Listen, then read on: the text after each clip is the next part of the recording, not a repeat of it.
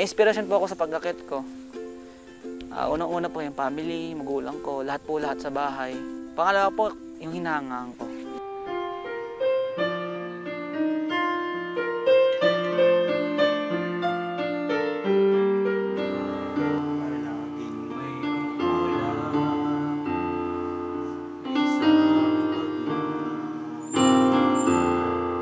Kung sakali man po na in the future, may makilala akong tao na mamahalin ko, yun po yung kakantahin ko sa kanya.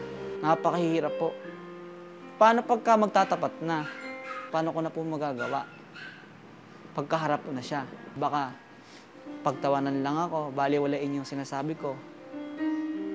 Tulad po nung nangyari ng grade 9. Naisipan ko lang po na magbigay ng nangyari po ng grade 9 ng tsokolate sa isang tao na nabaitan nako sa ugali niya.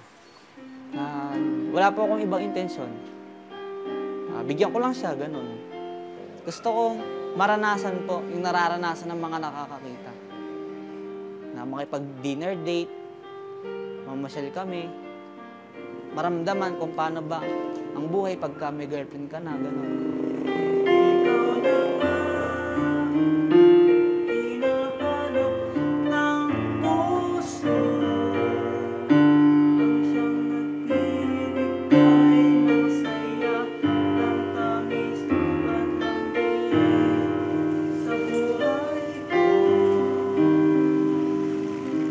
Sa akin, okay lang naman yun kasi pinagdadaanan lahat ng teenager yon. Kailangan din niyang maranasan yon. Kaya marami siyang tanong sa akin na, Mami, paano ba manligaw? Mami, pagka ba meron akong niligawan, samahan mo ko. Eh, sino piniligawan mo? Basta. Sabi niya ganun. Pag meron ba, samahan mo ko. Si Rev, samahan ka daw, yung bunso ko. Ano yung huli mong sinulat? Ito? Pangalan niya. Pangalan nino? Pasko.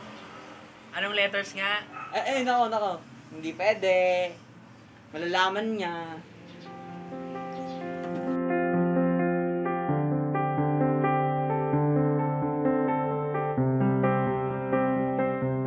Sabi nila may crush ka raw sa church. Opo, aaminin ko na gusto ko rin magmahal. Gusto ko man pong aminin. Pero hindi ko pa po alam kung kailan yung panahon eh. Ako, di ko na alam kung ano yung itong bandang huli, parang tatakot din ako. Siyempre, hindi naman lahat ng tao tatanggapin ang isang kagaya niya. Paano ko yung magustuhan niya, hindi siya magustuhan? Ikaw na nga ito. Siguro, most visually impaired ay mahilig sa music. Kahit nawalan sila ng mata, ang lakas naman ng pakiramdam at ng pandinig nila. Ngayon, pag nagkukwento sa akin, Mami, nanaginip ako. Ano panaginipan mo? Paano ka nananaginip? Saka lang ako nag-isip, paano nga ba? Kasi tayo, pag nananaginip tayo, may nakikita tayong mga images, di ba? Eh, Mami, may mga nadidinig lang akong boses.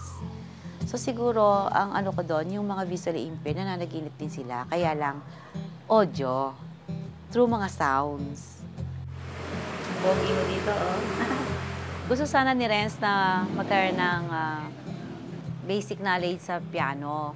So, nag-inquire kami sa isang conservatory of music. Hindi kasi pwede na mag-enroll si Renz sa regular school ng Conservatory of Music kasi nga, most of his lesson ay sight reading. Sinabi nila sa amin, pwede si Renz na mag-aral ng piano lesson sa extension program nila. 8,000 per program. 10 sessions yon. Para sa akin, magastos yun kasi 800 1 hour. Tapos gagastos pa kami sa pamasahe at saka sa pagkain. Diba? Magmumula pa kasi kami ng Santa Maria, Bulacan, going to UST. Hindi pa kami nakakapag-inquire sa ibang music school. So parang nag-iisip pa kami kung itutuloy niya yung college niya or magbe-venture siya sa other skills.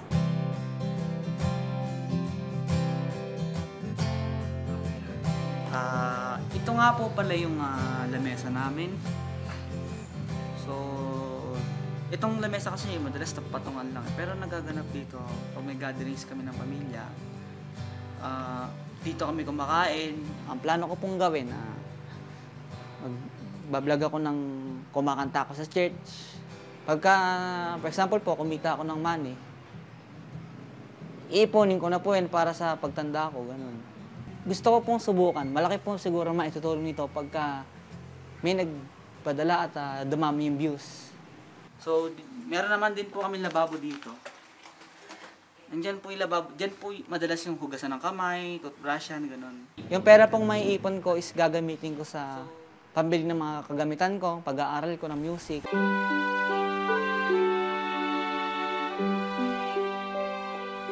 Hi Kuya Ren, Stella to. Nabalita ako kasi umakyat ka raw ng bundok.